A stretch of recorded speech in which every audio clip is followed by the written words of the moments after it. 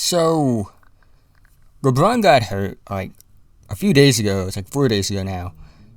And, originally it was like a 1 week injury, which wasn't much. And then it came out that he might miss 4 to 8 weeks. And to be quite honest with you, it made me think about a lot. Way more than you probably think when it comes to LeBron. Because LeBron has been somebody that has been in the league for the entirety of my time as an NBA fan. Has been arguably the best player in the league for almost my entire time as an NBA fan. And to see him have an injury like this kind of shocked me. But before we go any further, if you're new and you like basketball, I really think you would love this channel. So if you haven't already, like, subscribe, hit the notification bell to be notified whenever I release a video. I make videos like this, just talking about basketball, giving you my authentic thoughts, whether it be about college, whether it be about the NBA, whether it be about anything related to basketball. So if that interests you, this is the channel for you. Let's try to get 100 likes on this video so YouTube will recommend it to others. With that being said, let's get right into it. And, LeBron has been a superhuman to me. Not personally, not like he's saved me or anything, but I just view him as a superhuman. He's basically been a Saiyan. He's basically been a Viltrumite or a Kryptonian. Like, the idea of him getting hurt and missing extended time, it just isn't something you think about, or at least for me that I think about, because he really hasn't. Up really until he got to the Lakers, LeBron was been like the model of consistency. Oh my god, that was an awful, what am I saying? But the point is, LeBron, up to that point, had been the model of consistency, never really got hurt. Obviously missed some time in 2015. He took a week off before the All-Star break or something like that. But outside of that, he plays most of the games. He rests a few times, obviously. Maybe he had some smaller injuries, but that really didn't affect him.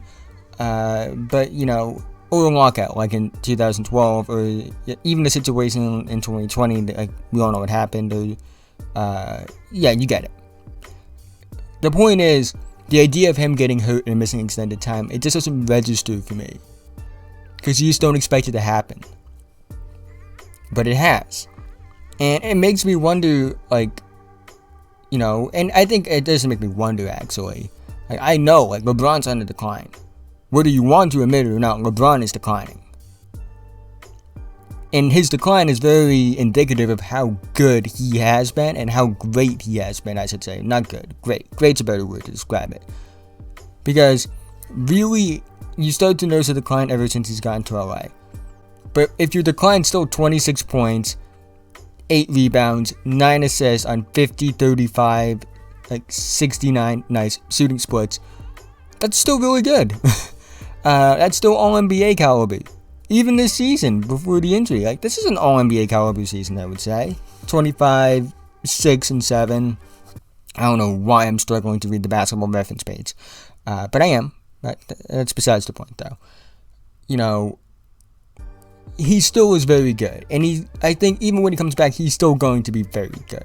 But the thing is, it's clear he's declining because he's no longer, in my opinion, the best player in basketball. I still think he's one of the 5 best, which says a lot. But, for a long time, probably from around 2012 to 2020, LeBron was the best player in the league.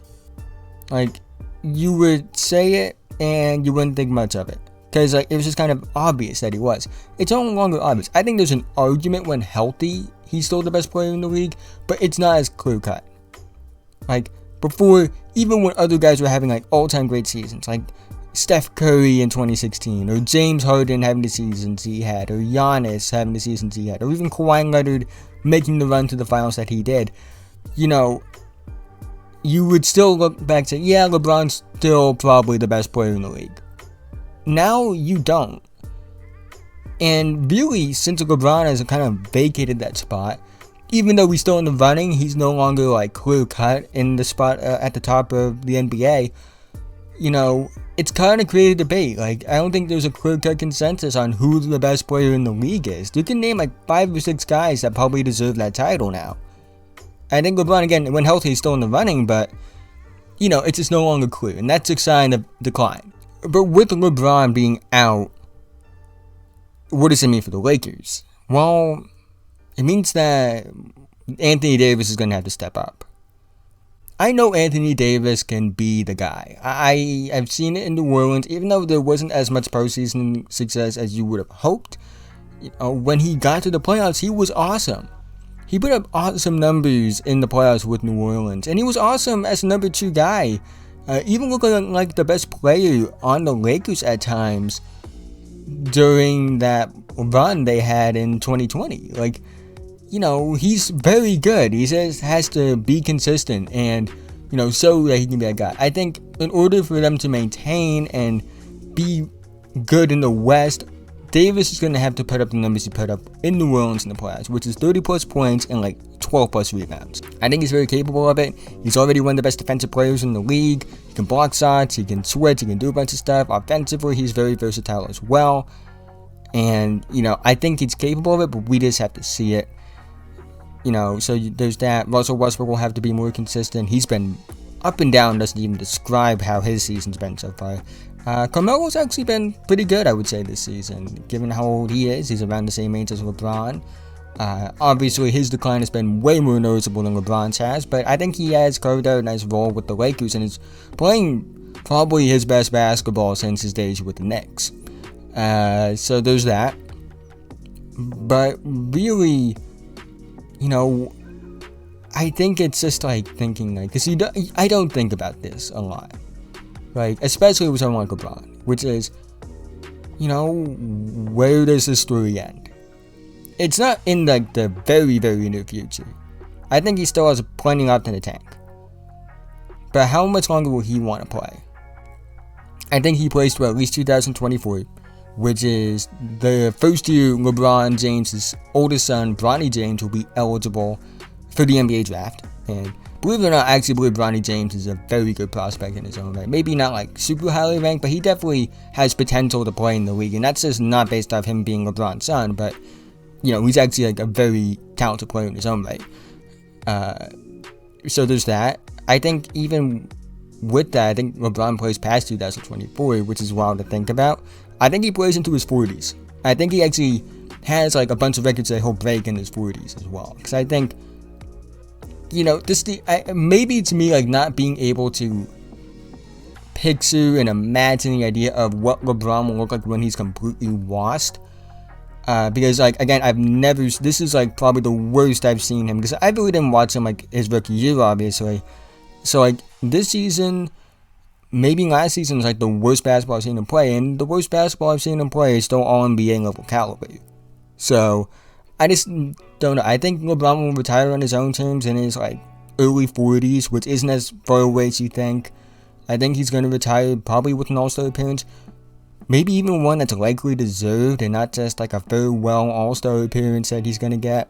But it's just something to think about, And it's not something I thought about for a long time until like recently, because you just kind of expect LeBron to come in every year and be that guy.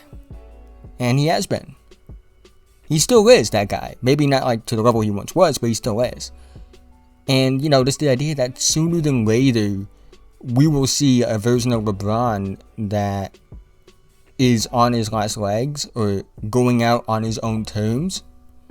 And then there'll be a season that follows it where he's not playing. Like, that's wild to think about. LeBron James playing in the NBA has been like a formality. Him playing at an MVP level or an All-NBA level, like, that's a formality for years now. And just the idea that one day the league will be in a spot where he just won't be there. And we won't see him play. And he'll be, not suiting up for an NBA game, and instead will like be working in the front office or doing some other business endeavor, because he's a very smart person. Like that's just something that's wild for me to think about. I've appreciated LeBron. He's easily the best basketball player I've ever seen play. He's one of the best athletes in general I've ever seen. One of the best athletes ever, one of the best basketball players ever, and I'm grateful that I got to witness so much history because of him. But at the end of the day, all great things have to come to an end, and sooner than later, those things for LeBron are gonna have to come to an end. And I don't know what that's gonna look like.